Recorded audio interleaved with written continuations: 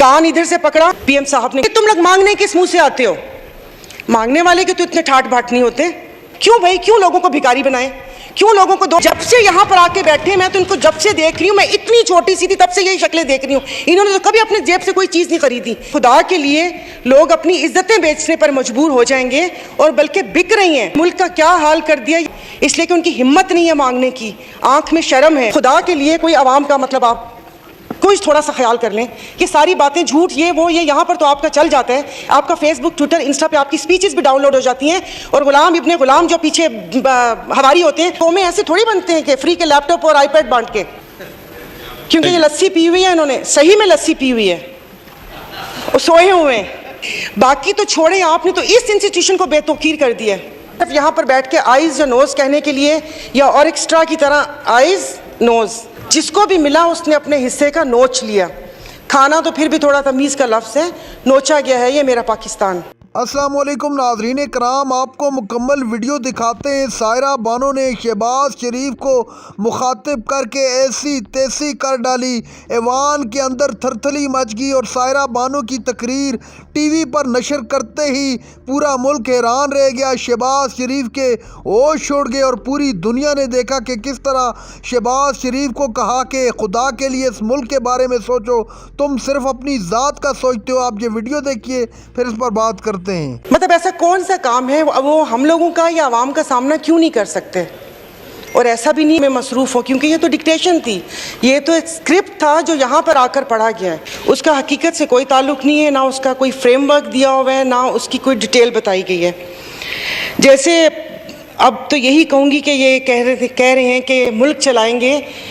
इन 70 सालों में हमसे कोई इदारा तो चला नहीं है, मुल्क कैसे चलाएंगे? अपने आप इदारे देख लें, भले वो रेलवे हो, PIA हो, स्टील मिल हो, डिस्कोज हो, कोई भी इदारा उठा के देख लें कि कोई वो एक इदारा जिसको हम अपना वो समझें कि ये एक संगील है, ये हम लोगों ने बहुत अच्छे तरीके से चलाया।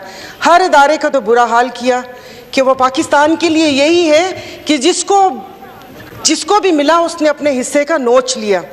खाना तो फिर भी थोड़ा तमीज़ का लफ्ज़ है, नोचा गया है ये मेरा पाकिस्तान। और पिछली गवर्नमेंट के ऊपर जितनी भी तनकीद हुई है वही सारे काम इन्होंने किए। सुबह मेरे एक साथी ने बोला है और जो बहुत बिल्कुल सही कहा है कि जो भी पॉलिसीज़ बनती रही, जो भी हुआ, उस सब बिल्कुल बेखबर थे हम। सिर्फ यहाँ पर बैठ के आइज़ या नोज़ कहने के लिए या और एक्स्ट्रा की तरह आइज़ नोज़, ये हमें इशारा समझ आता था कि ये बोलना है, उस पॉलिसी से हमारा कोई ताल्लुक़ नहीं होता था। ये दूसरों को नाअहल कहते हैं, अहलियत तो सामने वाज़िह है कि आप यकीन नहीं करें, 2 माह हो गए इनके कान पर जूं तक नहीं रेंगी। ऐसा कौन सा काम कर रहे हैं? अरे भाई, अगर पिछले बार उन्होंने ख़राब किया तो आप लोग क्या करके गए थे? अगर मैं इदारों के नाम और उनके काम गिनवाना शुरू कर दूं कि किसी पार्टी ने इदारे को नुकसान पहुंचाया और किसी ने मुल्क को नुकसान पहुंचाया। बात करते हैं हम यूरोप की, अभी यहाँ से स्विट्ज़रलैंड की आवाज़ें आ रहे हैं, बांग्लादेश का तो मुकाबला कर नहीं सकते। और वही घिसी पिटी स्पीच लगता है कि चेहरे बदल के वापस से वो स्पीच शायद लाइब्रेरी में से उठाकर बांट देते हैं कि आज इस साल ये तुम कर लो। वो वाली स्पीचेज़ हैं कि हमें मिल बैठ के सोचना चाहिए। मिल बैठ के तो किसने रोका हुआ है?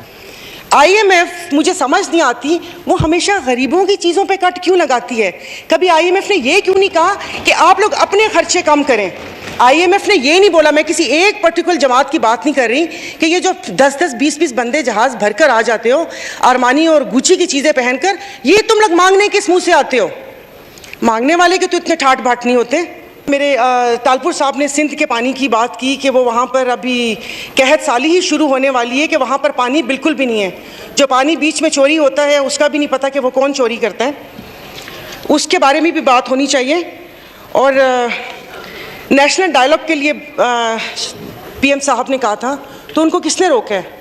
ये जो आई एम सॉरी 13 जमातों का एक घप्पा घोटाला बना हुआ है, इनको तो किसी ने नहीं रोका। ये तो आप बैठ के कोई रोकने वाला ही नहीं है।